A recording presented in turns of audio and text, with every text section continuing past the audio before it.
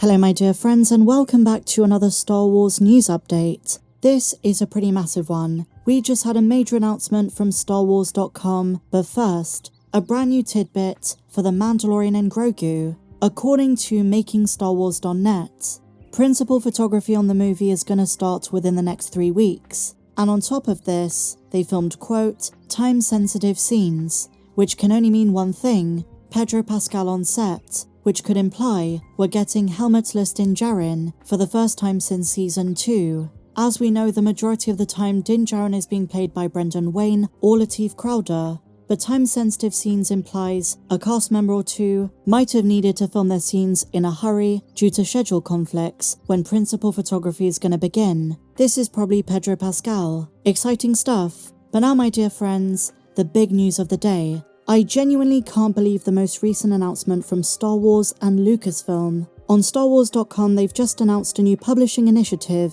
and part of it is a new series of comics that's going to explore one of my favorite time periods, the post-Episode 6 galaxy, the final battle of the Galactic Civil War, the Battle of Jakku. Giving such an expansion in a comic series is going to be giving us a lot of context for the Mandoverse and eventually the sequel trilogy, and they've kind of teased they're going to show us the fate of Darth Vader's helmet after the funeral pyre, which will eventually end up in the hands of Kylo Ren.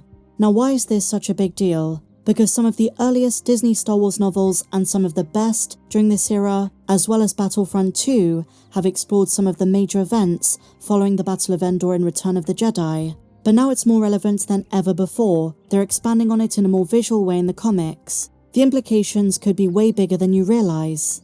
Some of the canon novels that we've spoken about during this time include the Aftermath trilogy, Lost Stars, and Victory's Price. And if you know anything about these events, you already know how exciting this is going to be.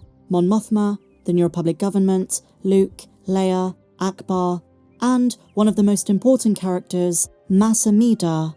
These comics are crucial for understanding the Mandoverse, and more specifically the Shadow Council and the Remnant.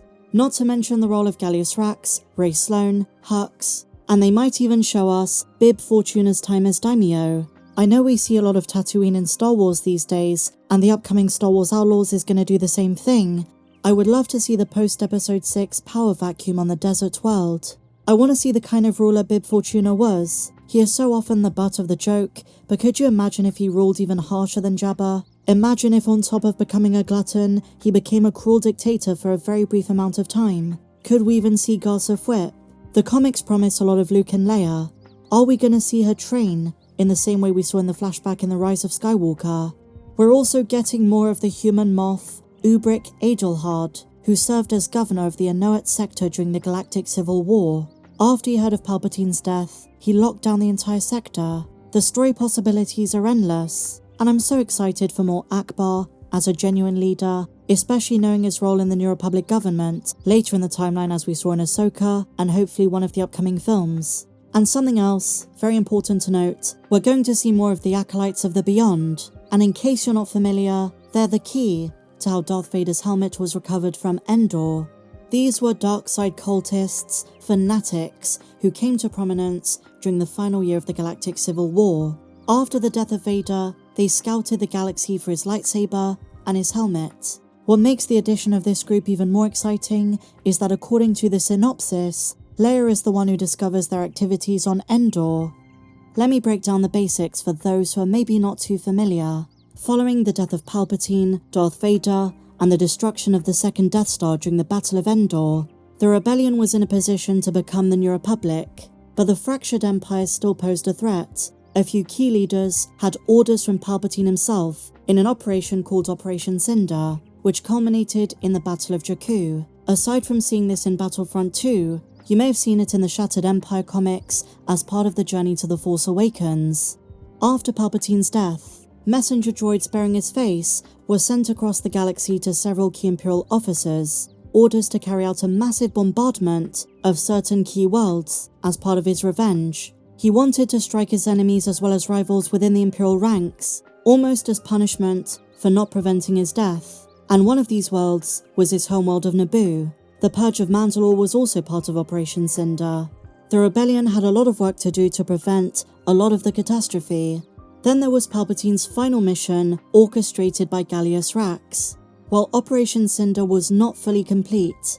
The last phase was always said to take place on Jakku, which contains some of Palpatine's rarest artifacts and secrets. As such, one of Palpatine's agents, Gallius Rax, emerged as a leading force, manipulating events. Rax was responsible for ensuring both the New Republic and the Empire would have their definitive battle at Jakku, as it was one of Palpatine's wishes. A final scheme that was meant to destroy the New Republic, but as you'd imagine, it failed. Now it's important to note, some very familiar faces such as Hera Syndulla played a crucial role. She escorted troops to Jakku's surface. Having become one of the best pilots and best generals throughout the Galactic Civil War, Hera Syndulla was a crucial player during Jakku, commanding fighters aboard the New Republic Star Destroyer known as the Deliverance. And not only did she oversee the escort of several corvettes, she continued to battle in Jakku's orbit while facing an impressive Imperial blockade. But I believe the most important resolution to all of this, which eventually leads to complacency from the New Republic, is the signing of the Galactic Concordance Peace Treaty. The Imperial Remnant surrenders to the New Republic. Signed by the Empire's Grand Vizier Mas Amedda and Chancellor Mon Mothma of the New Republic, the Concordance included a series of conditions that led to Imperial disarmament and reparations to be made to those who surrendered. But not all Imperials did, and so this gave birth to the Imperial remnants hiding in the Outer Rim and unknown regions. This includes the anticipation of the return of Thrawn, Moff Gideon, and those we saw in The Mandalorian. So to see the way that comics are going to expand our understanding of this conflict, I think is very exciting, but also very significant. So let's see what StarWars.com said. To quote Finn, "Why does everyone want to go back to Jakku?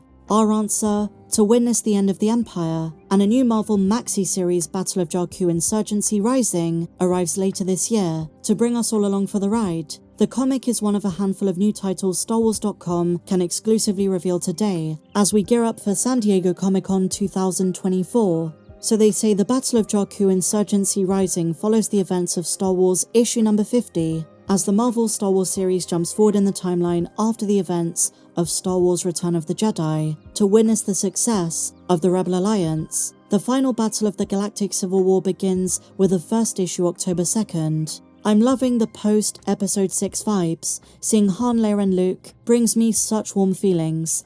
I know Marvel Star Wars comics have been very hit and miss, but I've got very high hopes, considering so much of the canon during this era is already established. We've also got a look at Mon Mothma, and as I said, Bib Fortuna as Daimyo of Tatooine. That is so exciting, before Boba Fett escapes the Sarlacc and takes his place. On this one, in addition to the other characters, we have Chewie and Akbar. I can't express my excitement enough. I follow Star Wars comics religiously, I always have. And as I say, not everything's been great, but I'm so glad they're deciding to re-explore this. It's giving you lots of context, especially in terms of galactic politics. They also announced a prequel trilogy graphic novel, which looks pretty awesome, and a brand new Star Wars encyclopedia, a comprehensive guide to the Star Wars galaxy updated, with I'm sure a lot of new canon. Is it going to introduce much? I guess we're gonna have to find out. But, little tidbit, it sounds like they're going to reveal how Max Rebo survived. Really awesome stuff. Share your thoughts on all of this news in the comments down below, my dear friends. And if you enjoyed this video and coverage, please be sure to give me a big fat thumbs up, subscribe if you're new, and may the Force be with you, always.